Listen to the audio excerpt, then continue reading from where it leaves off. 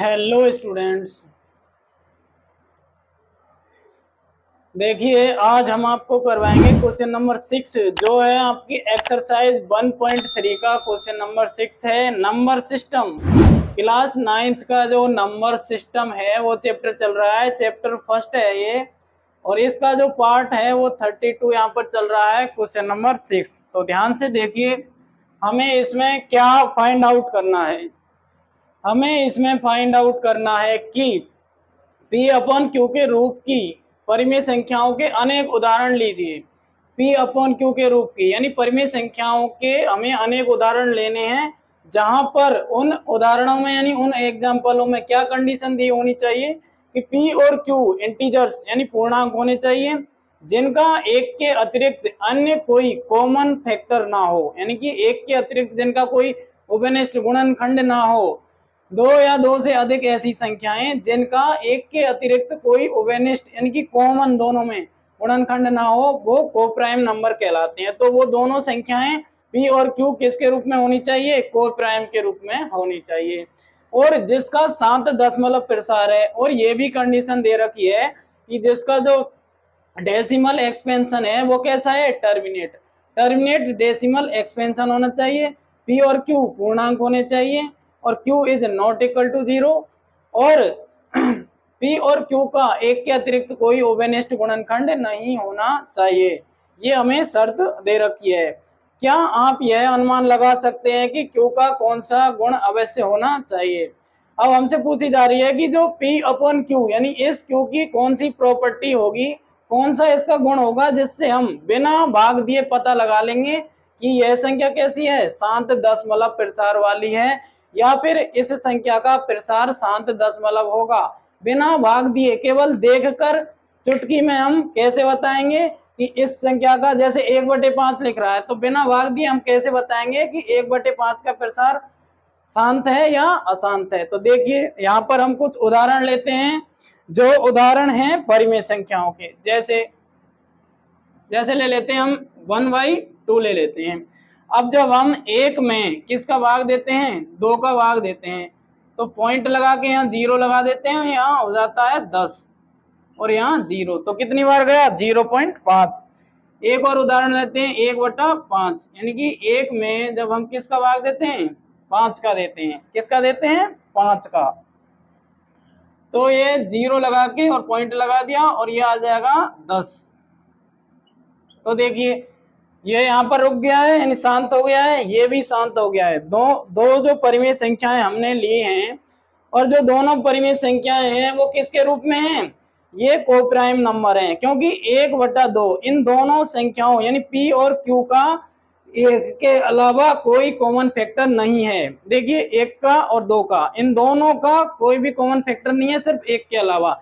एक दोनों में कॉमन है, एक दोनों में कॉमन है। तो हमें ऐसी संख्या लेनी थी, जैसे क्वेश्चन में कंडीशन दी हुई है वैसी संख्या हमने ली है, और दोनों का डेसिमल एक्सपेंशन किस प्रकार का आया है? शांत। यानी कि इन दोनों परिमेय संख्याओं का डेसिमल एक्सपेंशन कैसा है? टर्मिनेटिंग है। टर्मिनेट इनका डेसिमल एक्सपेंशन आया है, और ये P है, ये Q है, और P और Q पूर्णांकों में से हैं, और Q is not equal to 0। सारी शर्त हमने फॉलो की है, और इसके बावजूद हम देख रहे हैं कि इनका जो प्रसार है वो कैसा आया है? 7 दशमलव प्रसार आया है। अब एक और उदाहरण ले लेते हैं हम। जैसे हम ले लेते हैं 3/10, ये ले लेते हैं हम। पहला इसको नाम दे देते हैं 1, 2, और हमने 3 परिमेय संख्याएं लिख रहा है ना, P अपॉन Q के रूप की अनेक उदाहरण लीजिए। अनेक का मतलब होता है एक से अधिक। एक ये ले लिया, एक ये ले लिया, एक ये और लेके हम आपको प्रयोग करके बता देते हैं कि किस तरह से इनका जो दशमलव प्रसार होता है वो शांत होता है, और जो Q होता है उसकी प्रॉपर्टी क्या होनी चाहिए, मतलब कब वो संतुष्ट होगा। देखिए अब हम क्या करेंगे, 3 में किसका भाग देंगे? 10 का। देखिए छोटा है, भाग नहीं जा रहा, पॉइंट लगा दिया, यहाँ 0 लगा दिया, यहाँ 3 लगा दिया, तो देखिए पूरा पूरा भाग गया इसका पूरा भाग गया। यहाँ पर हमने 0 लगा के पॉइंट लगा दिया है, इसके बाद 0 बढ़ा दी, और ये इसमें पूरा भाग गया। इसका मतलब ये भी कैसा हो गया? टर्मिनेट डेसिमल हो गया। अब देखिए तीनों का टर्मिनेट आया है। अब हम देख सकते हैं कि तीनों जो परिमेय संख्याएं थी पी अपॉन क्यू के रूप में, उनका दशमलव प्रसार शांत आया है, ये तो हमने पता लगा लिया। और ये यहाँ भी लिख रहा है कि होना चाहिए उनका दशमलव प्रसार शांत। लेकिन अब हम कैसे पता लगाएं कि इनमें कौन सा क्यू का कौन सा गुण, ये रहा क्यू, ये रहा क्यू और ये रहा क्यू, क्यू का कौन सा ऐसा प्रॉपर्टीज है क्योंकि जो यह बताती है कि हम बिना भाग दिए बता सकते हैं कि जो परिमेय संख्या है पी अपॉन क्यू के रूप में, उनका दशमलव प्रसार कैसा होगा। तो हम देखो कैसे बताएंगे।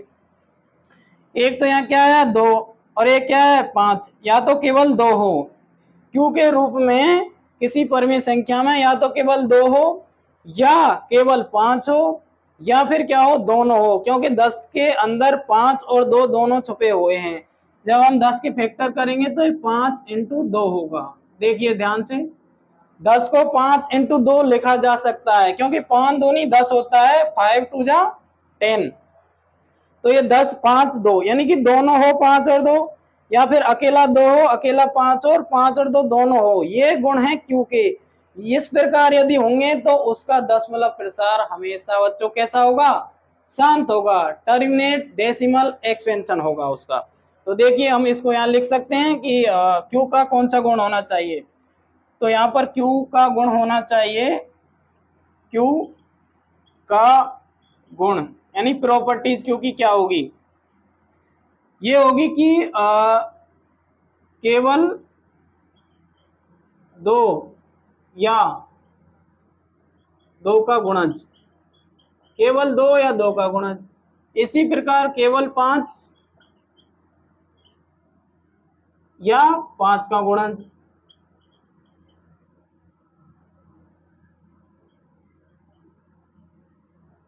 या फिर 2 और 5 दोनों के गुणज। देखिए 1 2 और 3, ये तीन जो प्रॉपर्टीज हैं ये क्यू के लिए, क्यू का कौन सा गुण अवश्य संतुष्ट करना चाहिए। क्यू का ये गुण अवश्य संतुष्ट करेगा कि क्यू में केवल या तो 2 हो, यानी कि पी अपॉन क्यू के रूप में क्यू यदि केवल 2 है तो वो संख्या कैसी होगी, शांत होगी। और क्यू में यदि 5 है तो वो कैसी होगी, शांत होगी। या फिर 2 या 2 का गुणज 2 हो, या फिर 2 का गुणज हो, जैसे 2 इंटू 2 इंटू 2, 2 का मल्टीपल 5 या 5 का मल्टीपल, या फिर 5 और 2 दोनों हो नीचे क्यू के रूप में, तो वो संख्या हमेशा कैसी होगी, उसका प्रसार हमेशा शांत दशमलव प्रसार होगा। ध्यान रखे हमेशा। तो क्यू का ये गुण है जो आपको फॉलो करना है, इस प्रकार आपको बताना है कि उसका प्रसार कैसा होगा, शांत दशमलव। इसमें लिख रहा है कि क्या आप यह अनुमान लगा सकते हैं कि क्यू का कौन सा गुण अवश्य संतुष्ट करना चाहिए। तो क्यू का ये जो गुण है कि 2 या 2 का मल्टीपल हो, केवल 2 या 2 का मल्टीपल हो, केवल 5 या 5 का मल्टीपल हो, या फिर 5 और 2 दोनों किसके रूप में हो, हर के रूप में नीचे हो, तो वो संख्या कैसी होगी, शांत दशमलव होगी। Thanks for watching. चैनल को सब्सक्राइब कीजिए, वीडियो को लाइक कीजिए।